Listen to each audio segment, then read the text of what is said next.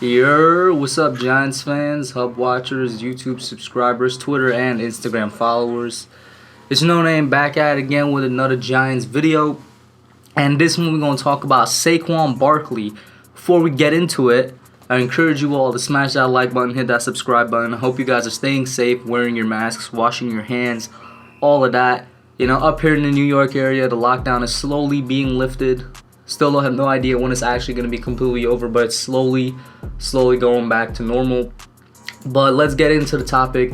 Saquon Barkley of the New York Giants. Now then, today, or it was an article maybe that was written yesterday or something, whatever the case is, Saquon finally admitted that last year he was playing hurt. He was playing injured.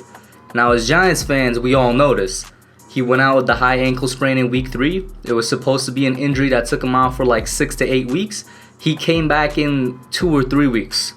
Now, we all know Saquon is a freak of nature, but that's just not right. And he still played like an average NFL running back. That's what he came back and he played like. He didn't play like Saquon Barkley. He came back, he played like an average NFL running back that was playing behind a bad Giants offensive line. You know, his first game back was against Arizona. He went 18 for 72, averaging 4 yards a carry. And then he even had one terrible game against the Cowboys and then against the Jets. Against the Cowboys, 14 attempts, 28 rushing yards. And against the Jets, where he didn't even look like a starter, 13 rushes for just 1 yard. Saquon came back and he was not himself until about that Miami game later on in the season, where he finally had a 100-yard rushing game, 24 for 112. Then against Washington, he had a huge game, 22 for 189. Closed it off with a healthy 17 for 92 against the Eagles in the last game of the season. So when Saquon came back, he wasn't himself, and it was clear to us Giants fans that he was playing hurt. Yeah, the guy's a freak of nature. That was the first injury he's ever had in his entire life. And he came back quickly, but he came back too quickly. And he finally admitted that. But still, on a season where he both missed games and he was playing injured, Saquon finished out with 217 rushing attempts for 1,003 rushing yards, 6 touchdowns, averaging 4.6 yards a carry. Still a very good, healthy season from a running back.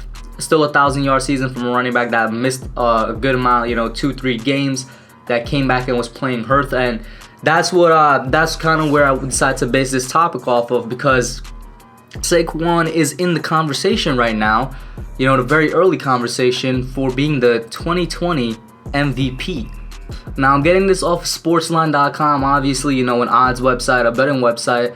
According to sportsline.com, Saquon got an odds boost for being the NFL MVP. He's now at a plus 4,500 instead of plus 3,000. That's the biggest jump that a writer of this website has seen by any player so far, meaning that basically if you bet $100 on Saquon, you get $4,500 back. But he's getting very good odds to win the NFL MVP, not just from these booking websites. Of course, if any of you watch ESPN, Max Kellerman of First Take was one guy that said he could win MVP. Even on YouTube, I think he has a chance to win MVP. There's a couple other creators out there that have the same feelings. But why do we think this? Well, to put it simply, Saquon behind a bad offensive line in 2018 had 1,300 rushing yards. The exact stats: 261 attempts, 1,307 rushings, 11 touchdowns, with his receiving numbers being 91 receptions, 721 receiving yards for a total of 2,028 scrimmage yards. Led the NFL that year. And that's something amazing from a rookie that was Saquon and behind a bad offensive line in the Giants. In 2019, a slightly better offensive line, but still I think it was still at bottom 20. It was right around that 20 mark for the offensive line in the NFL. So it improved from 2018, but still below average, where I just read out his stats: 217 attempts, 1,003. His receiving numbers did drop: 52 receptions for 438 for a total of 1,441 yards from scrimmage. But why am I bringing this up? Because Ezekiel Elliott, running back at the Cowboys, has consistently been in the talks for rushing leaders every year in the NFL. And of course, we now have Ezekiel Elliott's former head coach in Jason Garrett and Jason Garrett's scheme. Now, Ezekiel Elliott, with a way better offensive line in Dallas, has obviously had an easier time. He's had 1,600 rushing yards his rookie year, dropped to 900 in 2017 because I think he was suspended for a couple of games. 1,400 in 2018, and then 1,350 in 2019, with his receiving numbers improving basically each year. This past year, he had a nice 420 rushing yards. Very nice. But we know the Cowboys offense, they're a very run-heavy offense, and we should expect that with Jason Garrett as the Giants' new offensive coordinator, that he's going to focus a lot more on the run game. He's going to focus on getting that run to open up the pass, and not even just in the total amount of yards is that, you could see that in rushing attempts. While Saquon has only gotten 261 his rookie year and 217 this past year, Ezekiel Elliott almost consistently gets 300 rushing attempts. Obviously 2017 being the lone season outlier there because he was suspended, but 322 attempts in 2016, 304 attempts in 2018, 301 attempts in 2019. Saquon Barkley, I expect, should get around 300 rushing attempts this year behind the Giants' offensive line. And because Saquon averaged 5 yards per attempt in 2016, his one healthy season in the NFL, I'm not going to count 2019, obviously, because he was injured and missed a few games. And Zeke, his average rushing yards have been 5.1, 4.1, 4.7, 4.5. Let's go with like a 4.8, 4.9, similar to that 5.0 of Barkley. I expect Saquon to get similar rushing numbers from Zeke or better. Why do I say or better? Because Saquon has got 5 yards per attempt behind a terrible Giants offensive line, and now we have a better offensive line. We went from the 2 worst tackles in the league, and that is a fact. That's not me saying they're the worst tackles in the league. They were ranked by PFF, Mike Remmers and Nate Solder as the worst tackles in the league. So what I expect to be a very good rookie left tackle, and Nate Solder perform better on the right side. I think that's the way to go. We have 2 good guards, and really the center is the only questionable position, but we now have a average to good offensive line. If he continues to average around 5 yards a carry, he's going to have maybe like 1,800 rushing yards or something crazy like that, along with his receiving totals. Let's put it right around like 800, maybe 900 receiving yards, depending on how they use him in the receiving game. But Saquon, with those numbers alone, will be thrown into the MVP conversation, because last year, while it didn't come down to the wire as a lot of people thought it would between Lamar Jackson and Christian McCaffrey, Christian McCaffrey was in the MVP conversation for a long while, because he was just the 3rd player in NFL history to have 1,000 plus rushing yards and 1,000 plus receiving yards in a season. And with Saquon having 1,800 rushing, right? So that's 1,500 plus rushing. Let's say 800-900 receiving, almost 1,000 receiving. I think that's something very noteworthy. That's going to be around, let's go with the high, 1,800, 800.